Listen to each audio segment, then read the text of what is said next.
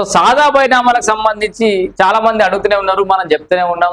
ప్రభుత్వం కాస్త జాప్యం చేస్తుందనే మాట వాస్తవమే, రకరకాల కారణాల వల్ల.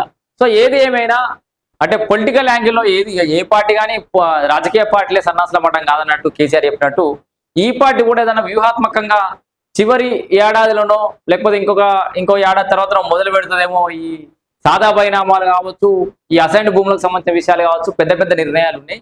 అవి తీసుకొని ఇప్పుడే రైతాంగంలోనూ ఇంకెక్కడైనా ఏమైనా అసంతృప్తి ఉంటే దాన్ని పోగొట్టి అనుకూల వాతావరణం తెచ్చుకోవడానికి పెద్ద పెద్ద ప్రాజెక్టులు అనేవి చెప్పాలి, పెద్ద పెద్ద నిర్ణయాలు అయితే బాకీ ఉన్నాయి. సో ప్రభుత్వం నిర్ణయం తీసుకుంటున్నప్పటికీ కూడా అంత స్పీడ్గా అడుగులు వేయలేకపోతుంది. వేస్తలేరు ఎందుకో మరి, వ్యూహాత్మకమైనా లేకపోతే కావాలని ఈ డిలే అవుతుంది అనేది తెలియదు. సో ఇక్కడ సాదా పరిణామాల పరిష్కారానికి సంబంధించి నిన్న మంత్రి పొంగులేటి శ్రీనివాసరెడ్డి గారు మళ్ళీ చిన్నగా లీక్ ఇచ్చారు. ఏమంటుండంటే ఈ సాదా పరిణామాలు ఒక 9.26 లక్షలని 9 లక్షల పైసలకి అప్లికేషన్ మనం ఫస్ట్ నుంచి చెప్పుకుంటాం కదా, దాంట్లో ఎన్నేట 3 లక్షలు మాత్రమే సరిగ్గా ఉన్నాయట. అర్థమైందా? రాష్ట్ర వ్యాప్తంగా సాదా పరిణామాల కోసం పెట్టుకునే 9 లక్షల అప్లికేషన్లు అయితే దాంట్లో 3 లక్షల అప్లికేషన్ మాత్రమే క్లియర్ అయ్యే అవకాశం కనబడుతుంది అన్నట్టు ఇప్పుడు మంత్రి చెప్పిన ముచ్చట ప్రకారం. దాదాపు ఒక 6 లక్షల అప్లికేషన్లు అన్ని ఫేకే అని చెప్తున్నాడు. ఒక రకంగా పేదలు ఎదురు చూస్తున్న సాదా పరిణామాల క్రమబద్ధీకరణ పూర్తి చేస్తామంటుండు. 9.26 లక్షల మంది దరఖాస్తు చేస్తే వాటిలో 3 లక్షలే సరిగ్గా ఉన్నాయట.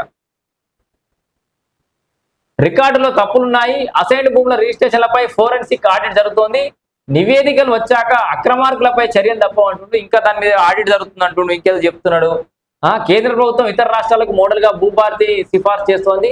ఈ పోర్టల్ పై గుజరాత్ ముఖ్య కార్యదర్శి వచ్చి పరిశీలించారు అని చెప్పేసి అయితే చెప్తున్నాడు. సో మరి ఏది చెప్పినా పొంగులేటి గారు భూభారతి తెచ్చిరు, సంతోషం. ధరణి దరిద్రం పోయింది, భూభారతి వచ్చిందని సంతోషపడ్డాం. అయితే దీంట్లో మీరు అనుకుంటున్నంత విధంగా ఈ అసైన్డ్ భూముల విషయంలో కావచ్చు, ఈ సాదా పరిణామాలు కావచ్చు, ఇట్లాంటి విషయాలు పరిష్కారం కావట్లేదు. ఫీల్డ్ లెవెల్లో స్పీడ్గా పనులు పోవట్లేదు. మరి ఇది ఆర్డీఓలు లేకపోతే తహసీల్దార్ల జాప్యమా, కలెక్టర్ల వల్ల జాప్యం జరుగుతుందా, ఇది ఎక్కడ జాప్యం జరుగుతుంది అనేది అయితే మీరు కొంచెం పరిశీలించాలి. నేను పదే మొత్తుకుంటున్న, ప్రభుత్వానికి విజ్ఞప్తి చేస్తున్నా, మీరు దయచేసి ప్రతి ఎంఆర్ఓకి ఆర్డీఓలకి నెలలో 1-2 రోజులు ఫీల్డ్ విజిట్ పెట్టండి. దయచేసి గ్రామాలలో గ్రామ సభల్లాగా పెట్టి టెంట్లేసి తహసీల్దార్ను పొద్దుగా దాకా ఊర్లలో కూర్చోబెట్టుర్రి. సింపుల్ కదా సార్, ఇది పెద్ద తలకాయ నొప్పి, లాజిక్ ఏం అవసరం లేదు. నాకు తెలిసి మా రైతన్నలు కూడా సపోర్ట్ చేస్తారనుకుంటున్నా. పెద్ద దుకాణం అసలు, అదేదో వీడియోలో రఘునందరా చెప్పినట్టు ఆ మనిషికి మనసు ఉంటే తహసీల్దార్కో ఆర్డీఓకో ఒక్క అప్లికేషన్ డిస్పోజ్ చేయడానికి 15 నిమిషాలు చాలు కదా. పెద్ద కథ ఏముంది? ఫోన్ ఉంటుంది, టక్క ఆర్ఐకి ఫోన్ చేయి, మన సర్వేయర్కి ఫోన్ చేయి, నీకు డౌట్ ఉంటే ఆర్డీఓకి ఫోన్ చేయి, కలెక్టరేట్ నుంచి డేటా తెప్పించుకో, ఫీల్డ్కి పోయిరా, ధన ఒడిచిపోతుంది.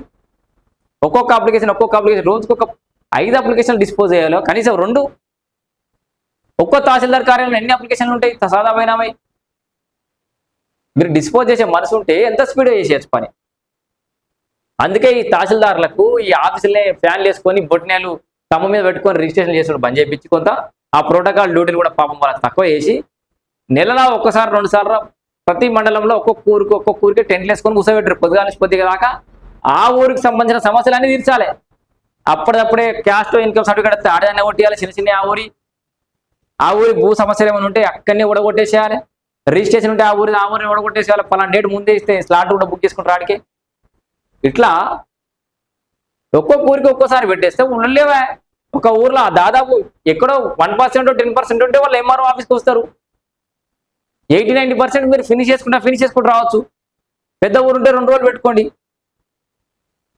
ఈ సాదా పరిణామాలు 2 రోజులు సాగదీస్తారు. ఇంకా ప్రభుత్వ యంత్రాంగము ప్రాపర్గా ప్రభుత్వానికి మరి మీరు రిప్రజెంటేషన్ చేస్తురా, ప్రభుత్వానికి సమాచారం అందిస్తున్నా లేదా, ప్రభుత్వం దగ్గర అనుమతులు తీసుకున్నారా లేదా, ఖచ్చితంగా ఇక్కడ జాప్యం అయితే జరుగుతోంది. సో మొత్తానికి 9.26 లక్షల సాదా పరిణామ అప్లికేషన్లలో 6 లక్షలు ఫేకే ఉన్నాయట, 3 లక్షలు ఉన్నాయట.